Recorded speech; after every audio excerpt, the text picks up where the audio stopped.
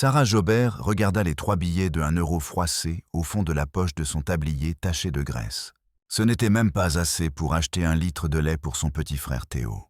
Elle pensait que c'était le point de congélation de sa vie, le fond absolu dans un blizzard au bord de nulle part, quelque part dans les replis isolés des Alpes françaises. Elle n'avait aucune idée qu'en moins de 12 heures, les 15 personnes les plus puissantes de l'hémisphère occidental la supplieraient pour une tasse de café instantanée. Elle ne savait pas que les sauver menacerait sa propre vie, exposerait une conspiration de plusieurs milliards d'euros et se terminerait par une flotte de 50 Rolls-Royce bloquant la route départementale devant sa porte. Ce n'est pas un conte de fées. C'est l'histoire de la façon dont une serveuse a tenu le destin de l'économie mondiale entre ses mains gelées. Le silence du relais routier était habituellement réconfortant pour Sarah. Mais ce soir-là, il ressemblait à une menace sourde. Il était 20h45 un mardi de la fin novembre. Derrière les vitres encrassées de la cuillère de rouille, le monde avait disparu. La route qui traversait normalement les contreforts montagneux n'était plus qu'un souvenir. À sa place, un vortex tourbillonnant de violence blanche s'était installé. La radio derrière le comptoir avait cessé de diffuser de la musique d'ambiance 1 heure auparavant, remplacée par la voix grésillante et paniquée de la météo nationale. Répétez, c'est un système historique. Les cols sont fermés. La gendarmerie a suspendu toutes les patrouilles. Si vous êtes à l'intérieur, restez-y. Si vous êtes sur la route, que Dieu vous vienne en aide. Sarah tendit le bras et éteignit la radio d'un geste sec. Elle n'avait pas besoin du présentateur météo pour lui dire qu'elle était piégée. Elle avait besoin de ses pourboires pour rentrer. Mais le restaurant était vide depuis le déjeuner. Le vieux monsieur Miller, le propriétaire de la cuillère, passa la tête hors de la cuisine. Il avait 72 ans, des mains comme du vieux cuir et un cœur qui l'abandonnait lentement. « Range tout, Sarah », toussa Miller, le son résonnant douloureusement dans sa poitrine. « Personne ne viendra par cet enfer, pas ce soir. Je vais juste essuyer la vitrine des tartes, monsieur Miller, » dit Sarah, essayant de garder sa voix stable. Elle saisit le flacon pulvérisateur. Elle avait besoin de rester occupée. Si elle s'arrêtait, elle penserait à la vie d'expulsion posée sur la table de sa cuisine, dans le mobil-home à 3 kilomètres de là. Elle penserait à Théo, son frère de 6 ans, qui l'attendait avec une toux qui ressemblait étrangement à celle de Miller. Elle avait 23 ans, mais elle se sentait en avoir 50. Elle avait été major de sa promotion en école de commerce 2 ans auparavant, destinée à un bureau d'angle dans un gratte-ciel de la Défense à Paris. Puis il y avait eu l'accident de voiture qui avait emporté ses parents. Puis vinrent les factures médicales. Puis vint le formulaire d'abandon des études, le retour dans cette ville mourante et ce tablier qui sentait en permanence la friture. Un bruit sec retentit. Le vent projeta une ardoise desserrée contre le toit. Les lumières vacillèrent 1 fois, 2 fois, puis se rallumèrent avec un bourdonnement, plus faible qu'avant. « Rentre chez toi, gamine », insista Miller en détachant son tablier. Prends les restes du pain de viande. Théo adore le glaçage à la tomate. Sarah sourit, un sourire triste et sincère. Merci, monsieur Miller. Vous êtes un... Elle s'arrêta. Elle ne l'entendit pas d'abord à cause du hurlement du vent, mais ensuite, les planches du plancher sous ses baskets bon marché commencèrent à vibrer. C'était un grondement sourd, guttural, plus profond que la tempête. Ce n'était pas le claquement du toit. C'étaient des moteurs, beaucoup de moteurs. Miller se figea. Est-ce un chasse-neige ? Non, murmura Sarah, se dirigeant vers la fenêtre. Elle essuya un cercle dans la condensation et regarda dans le vide noir. Ça ne ressemble pas à un moteur diesel de camion ? On dirait un jet au décollage. Soudain, l'obscurité extérieure fut déchirée par des faisceaux de lumière. Pas les lumières jaunes et ternes des camionnettes locales. C'étaient des faisceaux LED d'un blanc bleuté perçant. Des dizaines de faisceaux. Ils coupaient de la neige comme des lasers. Un crissement déchira l'air. Le son d'un caoutchouc coûteux perdant toute traction sur le verglas. « Attention !» hurla Miller. Sarah sauta en arrière, alors qu'un énorme SUV noir obsidienne sortait violemment de la route invisible. Il défonça la balustrade en bois du parking, tournant à 360 degrés avant de percuter latéralement le vieux panneau du restaurant. Un craquement sinistre retentit. Le panneau de la cuillère de rouille, vantant le meilleur café à 100 km à la ronde, s'effondra sur le capot du SUV. Mais cela ne s'arrêta pas là. Derrière le premier véhicule, un autre fit une embardée pour éviter l'épave. Une voiture de sport basse, une McLaren, réalisa Sarah avec un choc électrique, s'échoua dans un banc de neige, son moteur hurlant de frustration. Puis, une limousine plus longue que le mobil-home de Sarah se mit en portefeuille, bloquant l'entrée du parking. C'était un carambolage, mais pas un carambolage ordinaire. On aurait dit qu'une concession de voitures de luxe avait été parachutée du ciel. « Mon panneau », gémit Miller, portant la main à sa poitrine. « Monsieur Miller, asseyez-vous », ordonna Sarah, ses instincts passant de serveuse à survivante. « N'allez pas dehors, ils se sont écrasés, nous devons aider. »« Non », dit Sarah, les yeux rétrécis.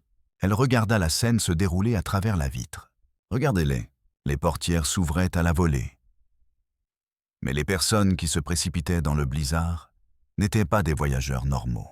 Un homme tomba de l'arrière de la limousine. Il portait un smoking, mais pas n'importe lequel. C'était du velours de soie. Il glisse sur la glace, le visage plongeant dans la boue neigeuse.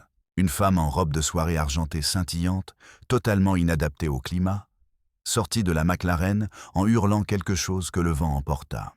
Des hommes en costume sombre avec des oreillettes, des gardes de sécurité, réalisa Sarah, couraient frénétiquement entre les voitures, criant des ordres, les armes dégainées mais pointées vers le sol, incertains de ce qu'ils devaient viser, la tempête ou la malchance. « Ils entrent », dit Sarah, s'éloignant de la fenêtre. « Monsieur Miller, rallumez le grill. »« Qui sont-ils » demanda Miller, les yeux écarquillés. « Je ne sais pas », dit Sarah en s'essuyant les mains sur son tablier. « Mais ce premier SUV est un Cadillac Escalade blindé.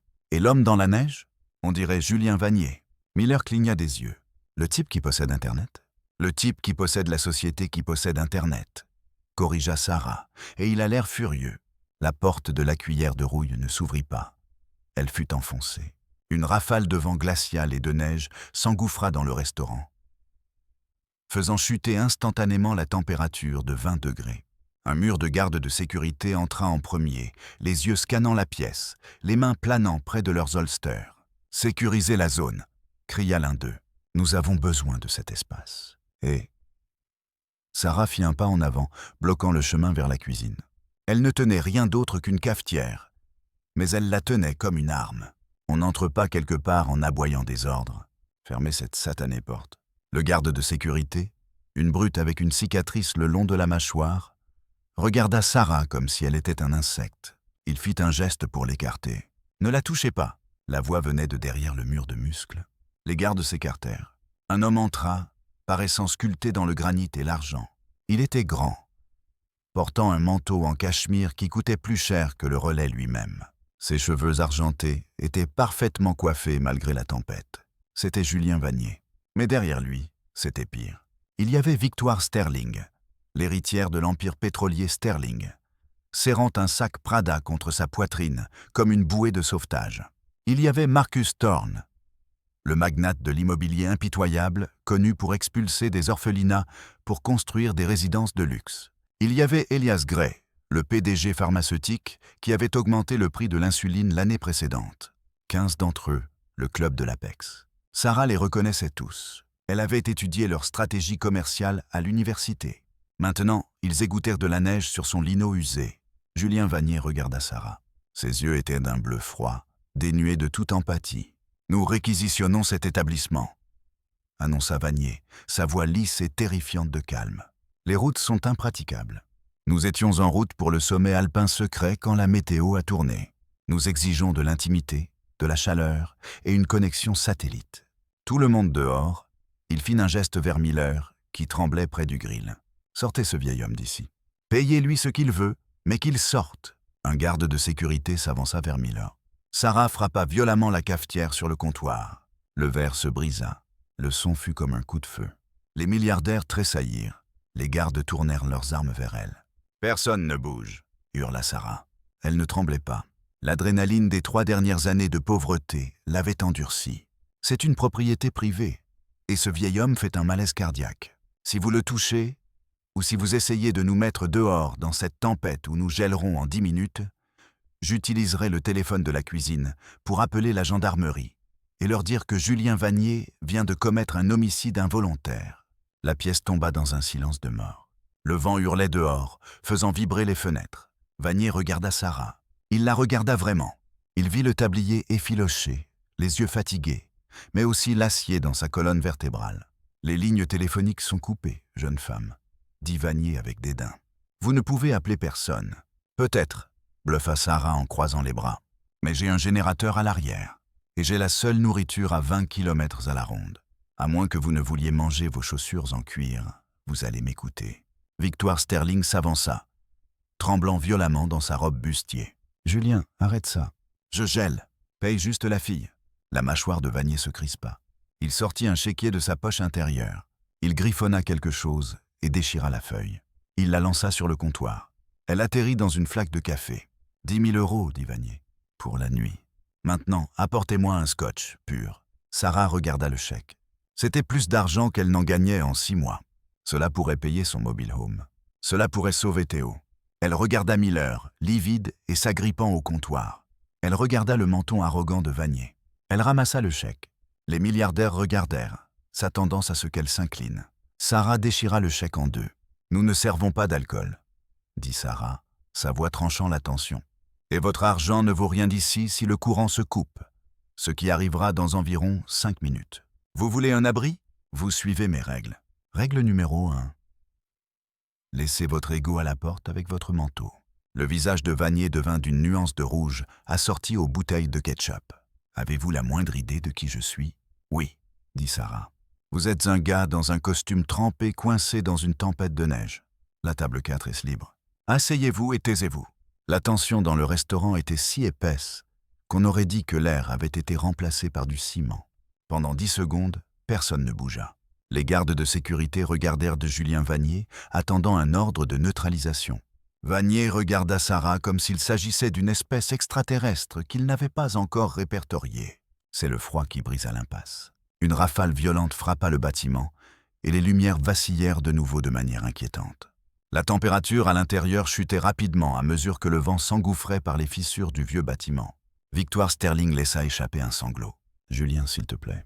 Je ne sens plus mes orteils. » Vanier expira un sifflement de frustration. Il leva une main vers ses gardes. « Reposez vos armes. » Il tourna son regard vers Sarah. Ce n'était pas amical, mais c'était calculateur. Il avait évalué le levier, et il savait qu'il n'en avait aucun. « Très bien. Quelles sont vos règles ?» D'abord, Sarah pointa la porte. « Vos gorilles doivent colmater ce courant d'air. Utilisez le ruban adhésif sous le comptoir et le plastique de l'arrière-boutique. Si le chauffage lâche, nous gelons. Bougez. » Le chef de la sécurité se redressa. « Je ne prends pas d'ordre d'une « Fais-le, Stone », trancha Vanier, prenant place dans le box en vinyle que Sarah avait indiqué.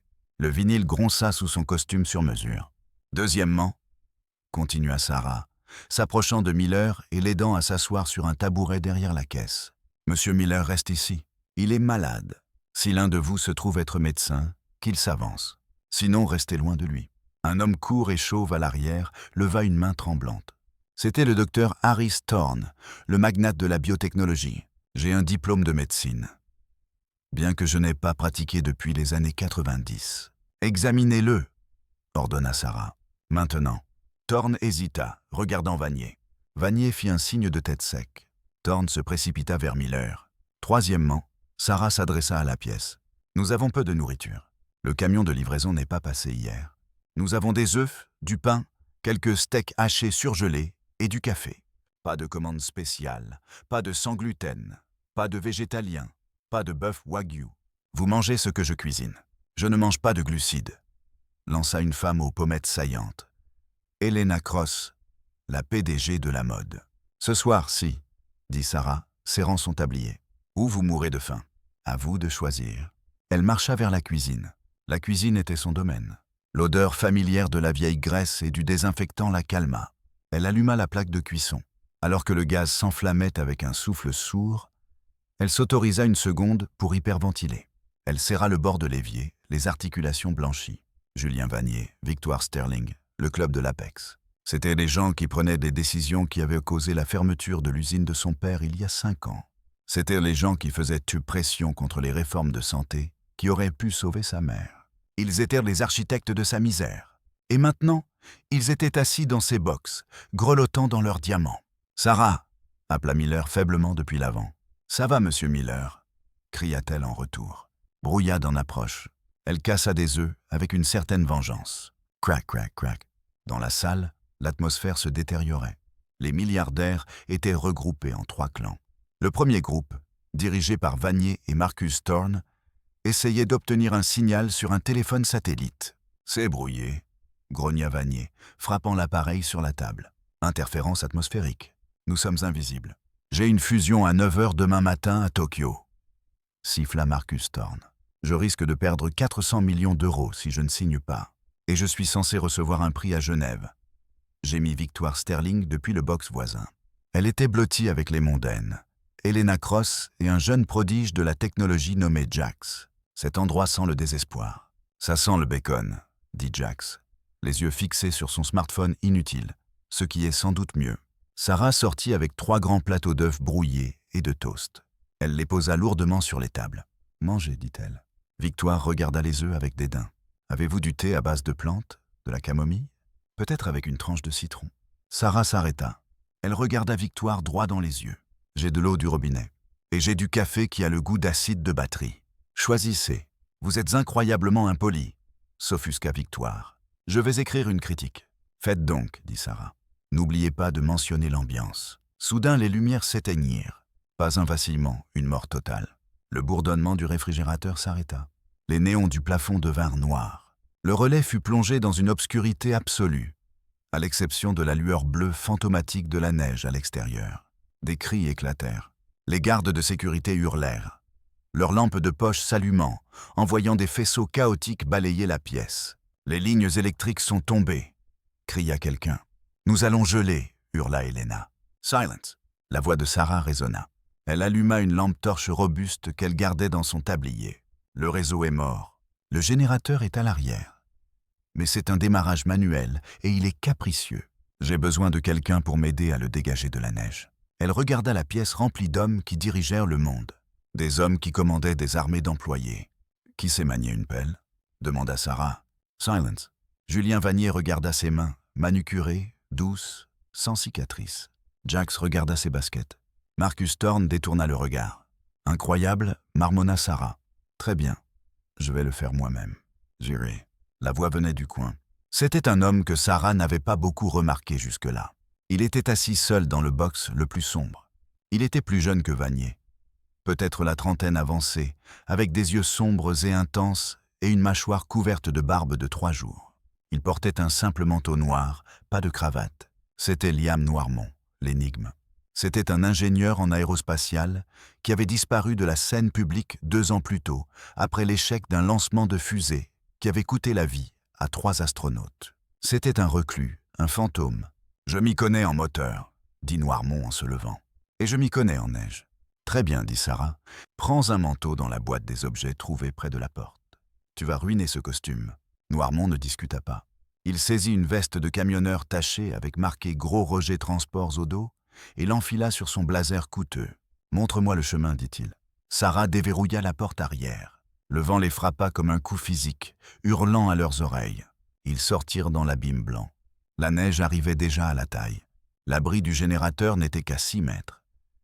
Mais dans cette tempête, cela semblait être des kilomètres. « Garde la tête basse !» cria Sarah par-dessus le vent. Ils luttèrent à travers les congères. Sarah glissa sur une plaque de glace, mais une main puissante attrapa son bras avant qu'elle ne tombe. Noirmont la remonta, sa prise était d'acier. Ils atteignirent l'abri. Sarah tâtonna avec le cadenas gelé. Ses doigts étaient engourdis. « Laisse-moi faire », dit Noirmont. Il prit les clés. Ses mains étaient stables. Il ouvrit le verrou et ils se glissèrent dans le petit abri. Cela sentait l'essence et la poussière.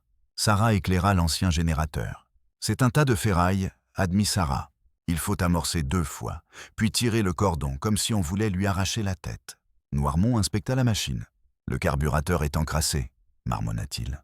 Il trouva un tournevis sur l'étagère. En quelques secondes, il démontait l'admission. « Tu sais vraiment ce que tu fais ?» dit Sarah, surprise. « Je pensais que vous payiez juste les gens pour savoir des choses. » Noirmont ne leva pas les yeux. « J'ai construit mon premier moteur à 12 ans.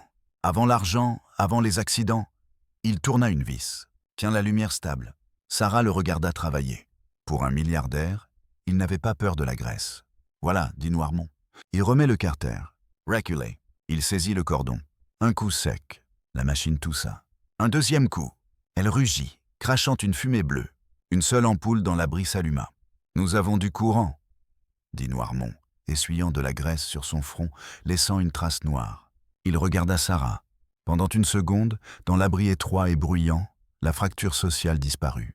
Ils n'étaient que deux êtres humains luttant pour leur survie. « Merci, dit Sarah. »« Ne me remercie pas encore, dit Noirmont, son expression s'assombrissant. J'ai vu quelque chose pendant que nous marchions ici. »« Quoi ?»« Les traces de pneus du SUV de tête, la voiture de Vanier. »« Quoi, les traces ?»« Elles n'ont pas dérapé, dit Noirmont, sa voix basse. Les traces étaient droites, et j'ai vu l'essieu avant. Il était sectionné net. » Sarah fronça les sourcils. « Alors, il a heurté un banc de neige ?»« Non. » Noirmont la regarda dans les yeux. Le métal a été cisaillé. « Ce n'était pas un accident, Sarah. Quelqu'un a saboté cette voiture pour qu'elle s'écrase ici même. » Sarah ressentit un frisson qui n'avait rien à voir avec la tempête. « Qu'est-ce que tu dis ?»« Je dis, » chuchota Noirmont en regardant vers le restaurant où 14 personnes puissantes étaient assises dans le noir. « Que l'une des personnes dans cette pièce veut notre mort à tous. Et maintenant, tu es piégé à l'intérieur avec eux. » Quand les lumières revinrent à l'intérieur de la cuillère de rouille, le soulagement fut audible. Un soupir collectif traversa la pièce, immédiatement suivi d'un chœur renouvelé de plaintes. Sarah et Noirmont rentrèrent, secouant la neige de leurs manteaux. Le bref moment d'humanité partagé dans l'abri du générateur s'était évaporé. Sarah regardait la pièce différemment maintenant. Avant, ils n'étaient que des rêches arrogants et gênants. Maintenant, ils étaient des meurtriers potentiels. Elle scanna les visages. Julien Vanier aboyait déjà des ordres à son équipe de sécurité. Son calme momentanément retrouvé avec l'électricité. Marcus Thorne faisait les 100 pas, se rongeant les ongles, une sueur perlant sur son front, malgré le froid. Victoire Sterling pleurait doucement dans un mouchoir en soie, réconfortée par Helena Cross, dont les yeux parcouraient la pièce comme ceux d'un animal traqué. Lequel d'entre eux détestait assez Vanier pour sectionner un essieu à 100 km/h ? Toi ? Vanier pointa un doigt vers Sarah alors qu'elle passait derrière le comptoir. Ça t'a pris assez de temps. La température a chuté de 3 degrés. J'ai besoin de ce café maintenant. Et trouve-moi une ligne téléphonique qui fonctionne. Je me fiche que tu doives grimper au poteau télégraphique dehors toi-même. Sarah sentit l'épuisement dans ses os se transformer en lave.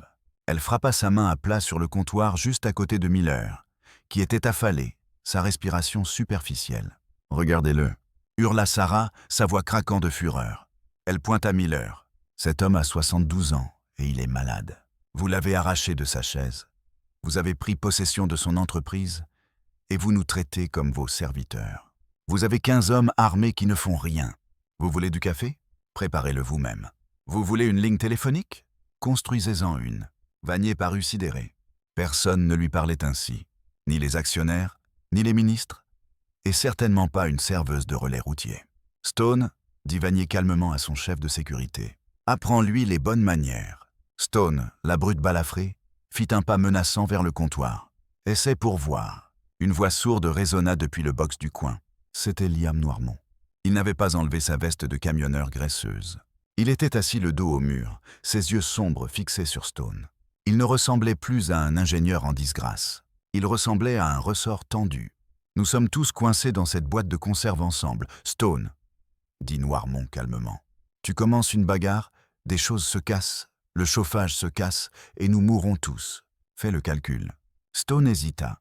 Il regarda Vanier. Vanier foudroya Noirmont du regard. Une guerre d'ego silencieuse. « Repose ton arme, Stone. » Finit par cracher Vanier. Il tourna son regard noir vers Sarah. « Tu as de la chance, gamine.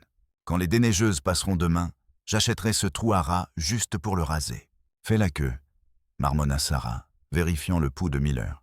Il était faible. « Docteur Thorne, venez ici. » Il empire. Le docteur Harris Thorne s'approcha nerveusement.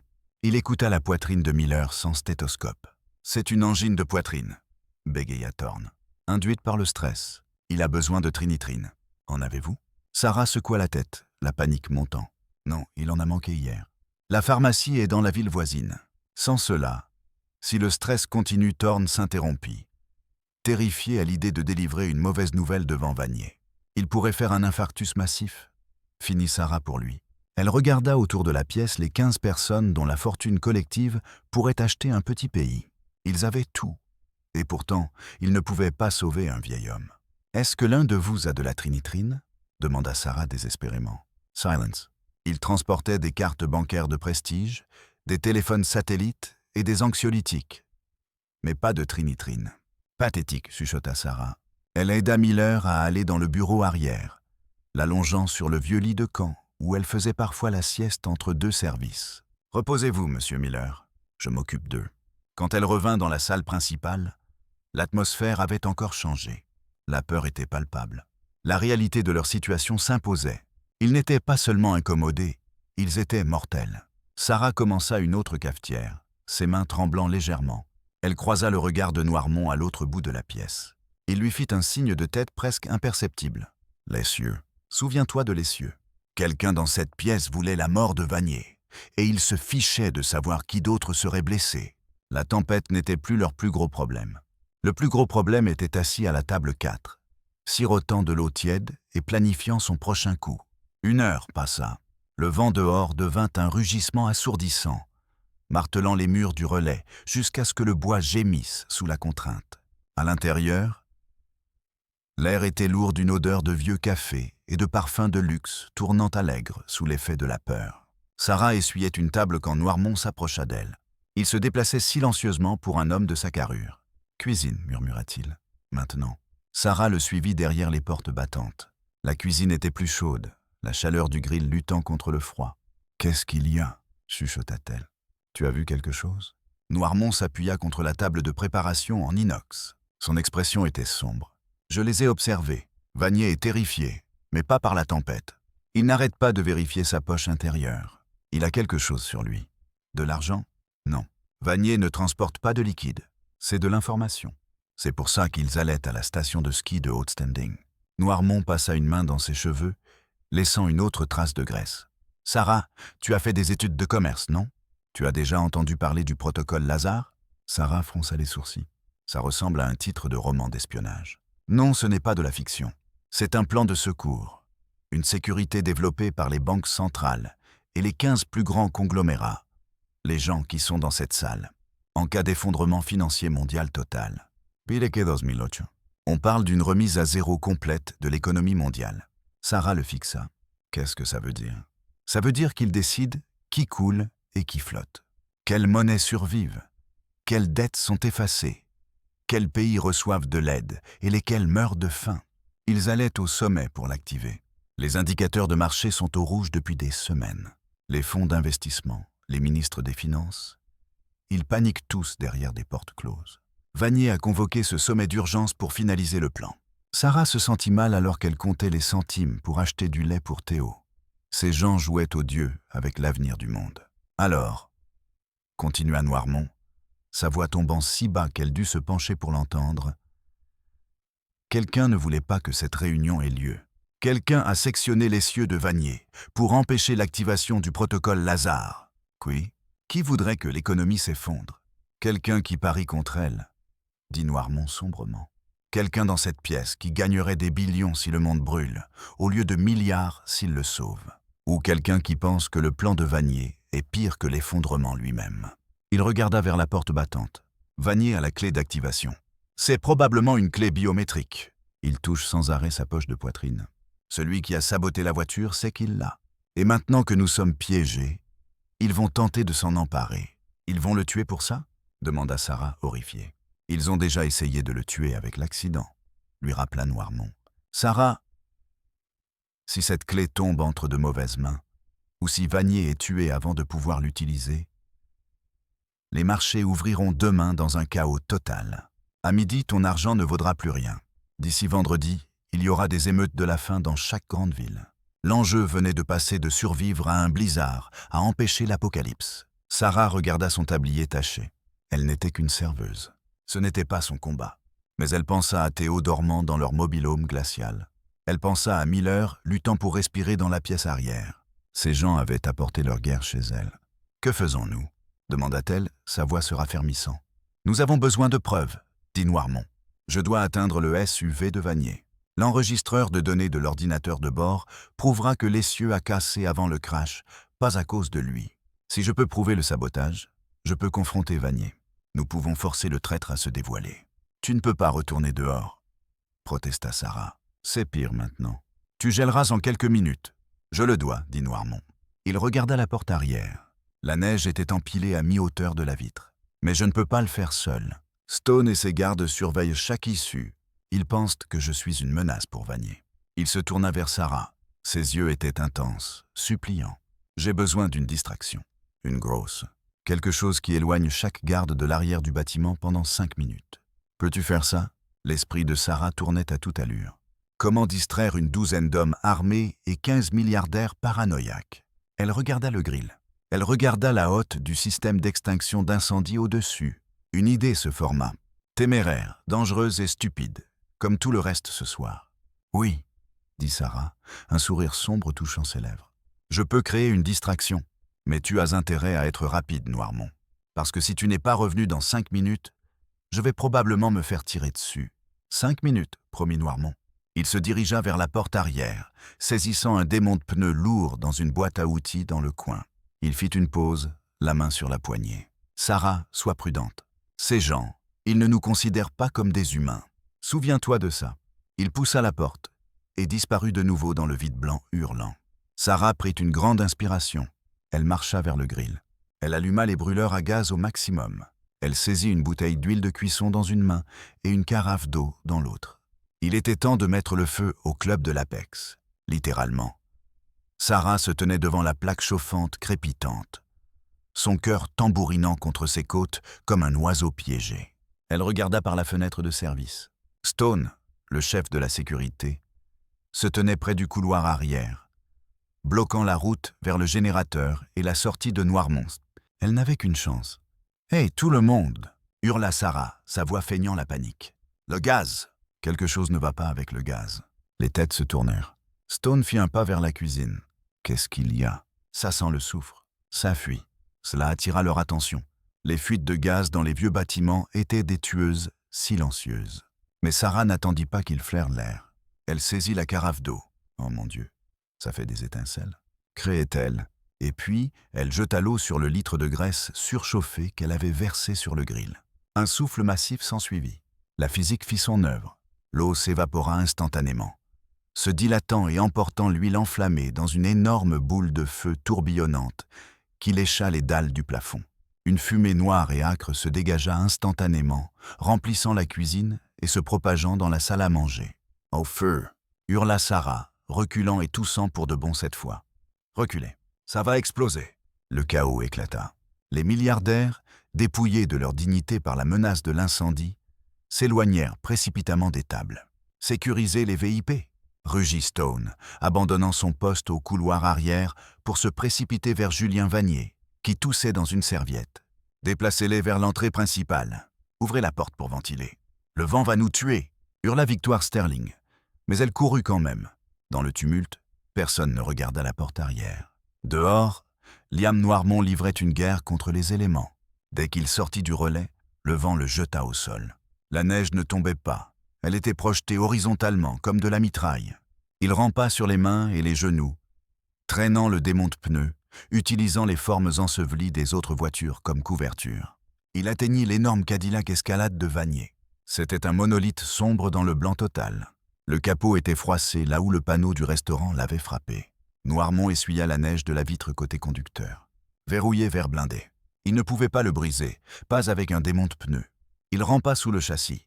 La neige était assez profonde pour qu'il puisse se glisser sous la carrosserie, bien que le froid s'infiltre instantanément à travers ses vêtements fins, transformant sa peau en glace. Il alluma la petite lampe stylo qu'il avait volée dans la cuisine. Il regarda les cieux avant. « Te voilà », chuchota-t-il, ses dents claquant de manière incontrôlable. Il n'était pas seulement cassé, il avait été partiellement scié. Le métal présentait des marques de limage nettes et brillantes, seulement légèrement rouillé par la boue. Il était préparé pour céder sous la contrainte. Mais ce n'était pas tout. Noirmont se glisse plus loin vers le réservoir de carburant. Sa lumière accrocha quelque chose de métallique qui n'avait rien à faire sur un SUV de série. Un petit boîtier noir attaché magnétiquement au cadre, clignotant d'une lumière rouge lente et rythmique. Il le reconnut immédiatement grâce à ses années dans l'aérospatiale militaire. Ce n'était pas une bombe, c'était un brouilleur. Ils n'ont pas juste craché la voiture, réalisa Noirmont, l'horreur l'envahissant. Ils brouillent le signal. C'est pour ça que les téléphones satellites ne fonctionnent pas. C'est pour ça que personne ne peut appeler à l'aide. Les secours ne venaient pas parce que les secours ne pouvaient pas les entendre. Il saisit le boîtier noir et l'arracha. Il le fourra dans sa poche. Il avait la preuve.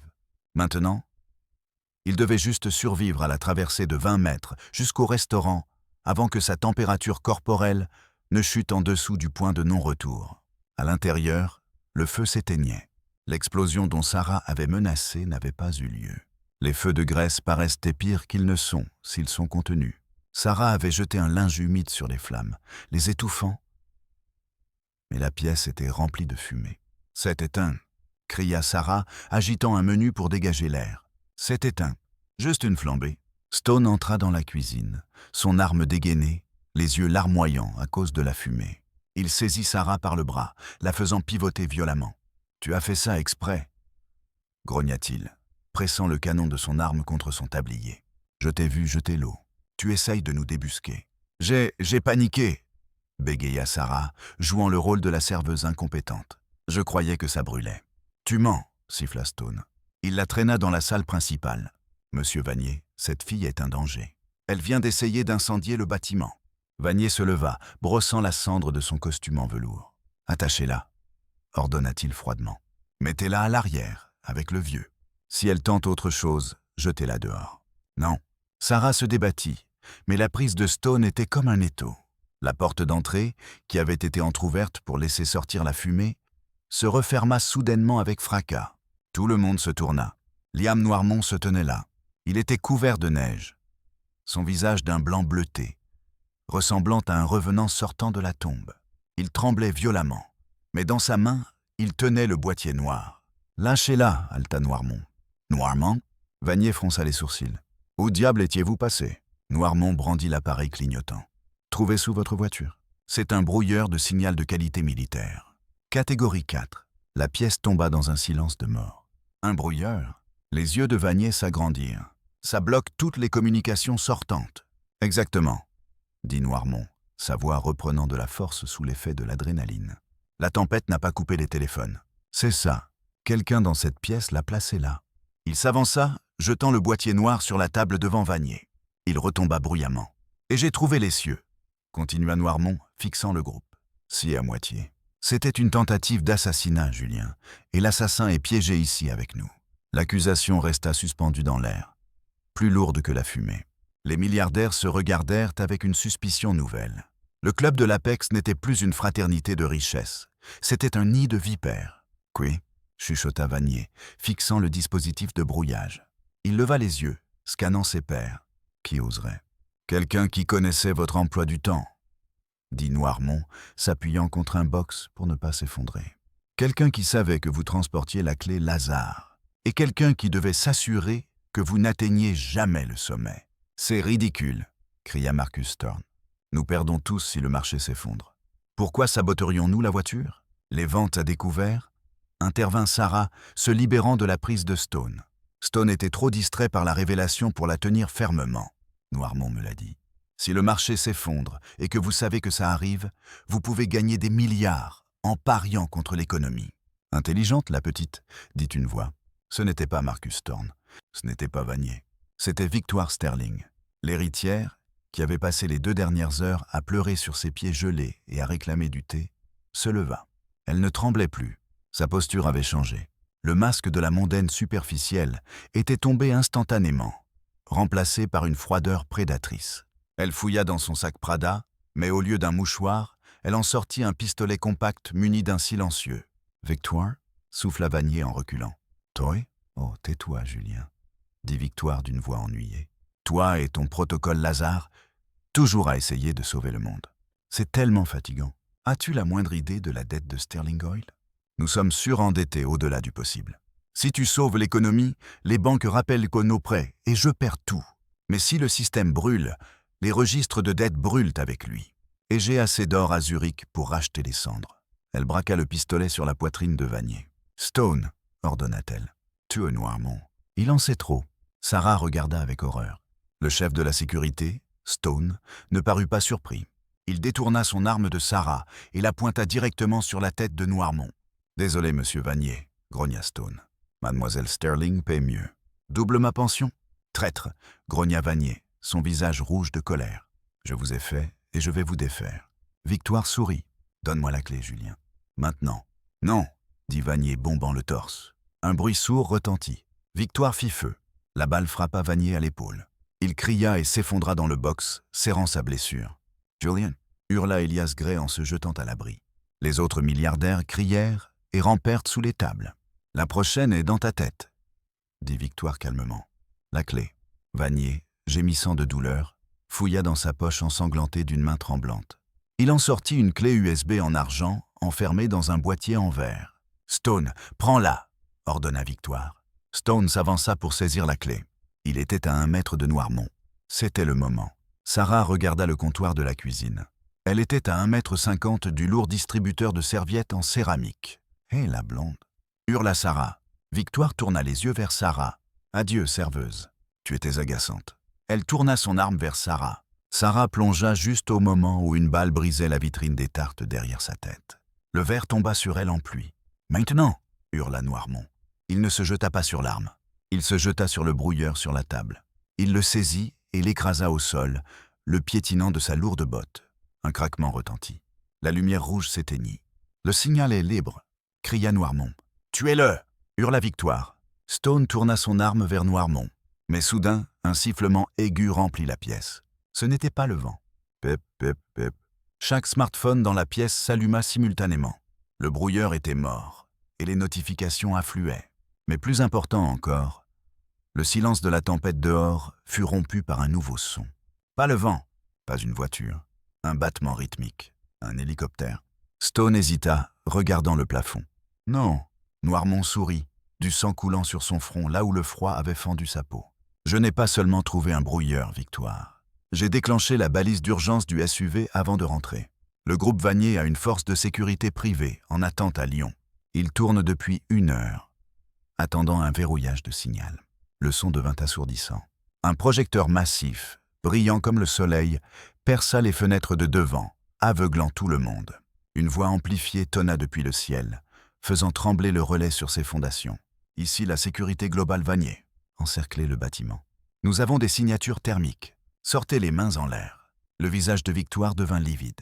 Elle regarda la fenêtre, puis Vanier, puis l'arme dans sa main. « C'est fini, Victoire », dit Sarah, se levant de derrière le comptoir, secouant le verre de ses cheveux. « Tu ne peux pas racheter ta sortie de celle-là. » Les yeux de Victoire allaient dans tous les sens. Elle était piégée, un rat milliardaire dans une cage de bord de route. « Stone !» hurla-t-elle. « Fais quelque chose !» Stone regarda la lumière de l'hélicoptère, regarda l'arme dans sa main, puis regarda Victoire. Il lâcha l'arme au sol et leva les mains. « Je démissionne », dit Stone platement. Victoire laissa échapper un cri de rage primale. Elle leva de nouveau son arme, visant sauvagement Vanier. « Si je coule, tu viens avec moi. » Sarah ne réfléchit pas. Elle réagit. Elle saisit la cafetière qu'elle avait préparée plus tôt, brûlante, et la lança à travers la pièce. Ce ne fut pas un lancer parfait, mais il fut efficace. La cafetière s'écrasa sur l'épaule de Victoire, éclaboussant de café chaud sa robe de soie et sa main armée. Victoire hurla, lâchant le pistolet. Il glissa sur le sol. Noirmont plongea. Il plaqua Victoire au sol, l'immobilisant sur le lino. « Reste là !» cria-t-il. Soudain, les fenêtres avant éclatèrent vers l'intérieur. 4 hommes en tenue tactique descendirent en rappel, les viseurs laser balayant la pièce. « Zone sécurisée ? Sécuriser le VIP !» Sarah s'affaissa contre le comptoir, glissant jusqu'au sol. Ses jambes étaient comme du coton. C'était fini. Mais alors qu'elle regardait autour du relais dévasté, le verre brisé, le sang, les taches de café, les milliardaires en pleurs, elle réalisa que la nuit n'était pas terminée. La tempête faisait toujours rage dehors. Le docteur Thorne se précipita vers Vanier, appliquant une pression sur la blessure par balle. Il perd du sang. Nous devons l'emmener à l'hôpital, mais l'hélicoptère ne peut pas atterrir avec ce vent. C'est trop dangereux. Le chef tactique le confirma. Monsieur, nous ne pouvons pas nous poser. Visibilité nulle. Nous pouvons parachuter des fournitures, mais nous ne pouvons pas faire d'extraction avant que la tempête ne se calme. Vanier gémit, le visage gris. Je ne peux pas attendre. Sarah regarda Miller, toujours inconscient à l'arrière. Elle regarda Vanier, se vidant de son sang dans le box. Les milliardaires avaient leur équipe de sécurité maintenant. Mais ils étaient toujours coincés dans un blizzard avec un homme mourant et pas de chauffage, car la porte avait été forcée par l'entrée tactique. Sarah se leva. Elle s'approcha du chef tactique. « Avez-vous un médecin ?» demanda-t-elle. « Oui, madame. Demandez-lui de stabiliser Vanier, » ordonna-t-elle. Puis elle pointa les fenêtres brisées par lesquelles la neige s'engouffrait. « Et puis dites à vos hommes de prendre le contreplaqué à l'arrière de ma camionnette. Nous devons sceller cet endroit. Personne ne part ce soir. » Elle regarda Noirmont, qui tenait une victoire Sterling menottée. Il lui adressa un sourire fatigué et impressionné. « Encore une nuit, » chuchota Sarah. « Juste encore une nuit ?» Le reste de la nuit fut un flou de chaos contrôlé. L'équipe tactique, efficace et silencieuse, utilisa du contreplaqué pour sceller les fenêtres brisées. Ils établirent un périmètre, leurs lunettes de vision nocturne brillant d'un vert spectral dans les coins sombres du relais. Les milliardaires, autrefois maîtres de l'univers, étaient maintenant blottis sur le sol, sur des lits de fortune faits de coussins de boxe. Les barrières sociales s'étaient complètement dissoutes. Helena Cross, l'icône de la mode, utilisait son manteau à 20 000 € comme couverture pour le vieux monsieur Miller, qui dormait enfin paisiblement après que le médecin lui eut administré les bons médicaments. Marcus Thorne aidait Sarah à balayer les bris de verre. Julien Vanier gisait sur 2 tables poussées l'une contre l'autre, une perfusion accrochée au ventilateur de plafond. Il était pâle, mais le médecin disait que la balle avait manqué l'artère. Il survivrait. Sarah s'assit derrière le comptoir, fixant ses mains. Elle tremblait maintenant que le danger était passé. « Tu as assuré, gamine. » Sarah leva les yeux. Liam Noirmont se tenait là. Il avait nettoyé la graisse de son visage. Mais il paraissait toujours épuisé. « J'ai juste crié beaucoup et jeté du café, » chuchota Sarah. « Tu as pris le commandement, » corrigea Noirmont. « J'ai vu des généraux avec moins de sang-froid que toi. Tu as sauvé Vanier. Tu as sauvé le marché. Tu as probablement sauvé le monde d'une dépression, même si personne ne le saura jamais. Je voulais juste m'assurer d'avoir mes pourboires, » plaisanta Sarah faiblement. Noirmont sourit.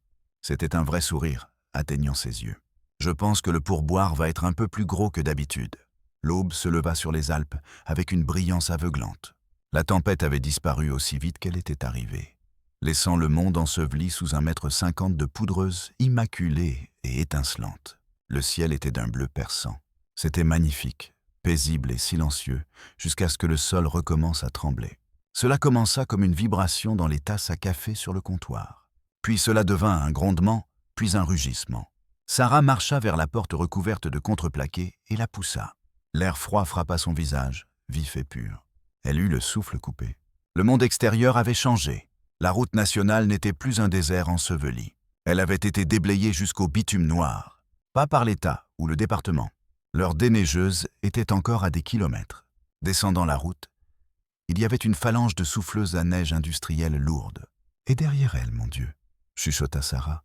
On aurait dit une procession royale. C'était la flotte de 50 voitures de luxe dont elle parlerait plus tard à ses petits-enfants. Un convoi de SUV noirs, de Rolls-Royce argentés, de Bentley et de limousines blindées s'étendait à perte de vue. Le soleil scintillait sur le chrome poli, créant une rivière de diamants coulant vers la cuillère de rouille. Ce n'étaient pas seulement des voitures, c'était la cavalerie, les assistants personnels, les équipes juridiques, les fixeurs et les familles des 15 personnes les plus puissantes de la planète s'étaient mobilisés. Le convoi s'engagea sur le parking, remplissant chaque centimètre carré, débordant sur la route. Des chauffeurs en uniformes impeccables en sortirent. La porte du relais s'ouvrit derrière Sarah. Les milliardaires sortirent en trébuchant à la lumière du soleil, clignant des yeux comme des taupes. « Papa !» hurla une jeune fille, courant d'une Rolls-Royce vers Marcus Thorne. L'homme d'affaires impitoyable tomba à genoux dans la neige, serrant sa fille dans ses bras, les larmes coulant sur son visage. Des journalistes étaient arrivés aussi, suivant probablement le convoi. Les flashs crépitaient. Des hélicoptères de presse survolaient la crête. Sarah se tenait près de la porte, tenant son tablier sale. Elle se sentit soudain petite. Elle n'appartenait pas à ce monde d'armées privées et de flottes de Bentley. Elle se tourna pour rentrer vérifier Miller. « Attendez. » La voix était faible mais impérieuse. 2 infirmiers sortaient de Julien Vanier sur un brancard. Il leur fit signe de s'arrêter devant Sarah. Les caméras se tournèrent. Un silence se fit. Vanier regarda Sarah. Il regarda le relais qui avait été sa forteresse. « Quel est votre nom ?» demanda Vanier. « Votre nom complet. »« Sarah Jobert. » dit-elle. Sarah Jobert, répéta Vanier, testant le poids du nom. Savez-vous ce qu'est le protocole Lazare? Noirmont me l'a dit, répondit-elle. C'est un plan pour sauver l'économie. Non, dit Vanier, un faible sourire touchant ses lèvres. C'était l'ancien plan. L'ancien plan concernait des chiffres. Hier soir, vous m'avez appris que l'économie n'est pas faite de chiffres. Elle est faite de gens. Elle est faite de ceux qui déneigent, pour que les autres puissent te conduire. Il tendit une main. Sarah la prit. Sa prise était faible, mais ses yeux étaient ardents. Vous avez sauvé ma vie, Sarah. Vous avez sauvé mon entreprise, et vous avez arrêté une traîtresse qui aurait tout brûlé. Il fit un geste vers un homme en costume tenant une mallette argentée. L'homme s'avança. Je ne transporte pas d'argent liquide, dit Vanier, mais je transporte du pouvoir. L'homme ouvrit la mallette. À l'intérieur se trouvait une seule feuille de papier. Vanier prit un stylo en or dans sa poche et signa. Ceci, dit Vanier en lui tendant le papier, est l'acte de propriété du centre logistique Vanier, à Lyon. C'est une installation de 40 millions d'euros. Elle vient avec un poste de directrice générale et une prime de signature de 5 millions d'euros, net d'impôts. Sarah fixe le papier. Les chiffres dansaient devant ses yeux. 5 millions d'euros. C'était assez pour acheter 1000 mobile homes. Assez pour soigner Miller. Assez pour envoyer Théo dans n'importe quelle université du monde. Je ne peux pas diriger un centre logistique, bégaya Sarah. Je suis une serveuse. Vous avez géré 15 milliardaires hystériques, un incendie, un blizzard, une tentative d'assassinat et un patient cardiaque en une nuit, dit Vanier sèchement. Diriger un entrepôt sera des vacances pour vous. Il regarda la foule de journalistes. Et encore une chose, annonça Vanier aux caméras. La cuillère de rouille est désormais un monument historique. Les industries Vanier déclarent par la présente qu'il s'agit d'un site protégé. Nous le reconstruirons exactement tel qu'il est, mais avec un meilleur chauffage. Et M. Miller? Où est M. Miller? Miller s'avança en boitant, soutenu par le docteur Thorne. Monsieur Miller, appela Vanier. Vos factures médicales n'existent plus. Vous bénéficiez de soins à vie à la Fondation Vanier, à nos frais. Miller commença à pleurer. Sarah regarda Vanier, puis Noirmont, qui se tenait près d'un SUV noir, lui adressant un signe de pouce levé. Elle regarda le chèque dans sa main. L'encre était encore humide. « Merci », chuchota-t-elle. « Non », dit Vanier alors que les infirmiers soulevaient le brancard dans l'ambulance. « Merci pour les œufs. La prochaine fois, mettez un peu plus de sel. » Alors que l'ambulance partait, suivie par la procession de 50 voitures de luxe, Sarah resta seule sur le parking. Le vent se leva, faisant tourbillonner la neige autour de ses chevilles. Elle n'avait plus froid. Elle retourna dans le relais. Elle décrocha le téléphone derrière le comptoir. La ligne fonctionnait maintenant. Elle composa le numéro du propriétaire qui l'avait menacé d'expulsion. « Allô ?» répondit le propriétaire d'un ton brusque. « Bonjour, c'est Sarah, » dit-elle, un sourire s'étendant sur son visage. « Je vous appelle pour le loyer. En fait, je vous appelle pour acheter le parc de Mobile Homes. » Tout le parc. Elle raccrocha le téléphone et noua son tablier une dernière fois. Elle devait nettoyer le grill. Après tout, elle était maintenant directrice générale. Mais elle restait une serveuse dans l'âme. Et le coup de feu du déjeuner approchait. Et c'est ainsi qu'un blizzard a transformé une serveuse en millionnaire. Cela semble impossible, n'est-ce pas? Mais la vie a une drôle de façon de changer le scénario quand on s'y attend le moins. Sarah Jobert n'a pas sauvé ses milliardaires parce qu'elle voulait une récompense. Elle les a sauvés parce que c'était la chose à faire. Elle a fait preuve de courage quand les puissants ont montré de la peur. Et à la fin, ce courage était la monnaie la plus précieuse dans la pièce. Si vous avez aimé cette histoire de justice, de destin et de drame de haute voltige, n'oubliez pas que le véritable pouvoir ne se trouve pas toujours dans un compte en banque, mais souvent dans le cœur de ceux qui n'ont rien à perdre. Que feriez-vous si 15 milliardaires frappaient à votre porte en pleine tempête? La réponse en dit long sur qui vous êtes vraiment. Sarah a choisi l'humanité, et le monde la lui a rendue au centuple.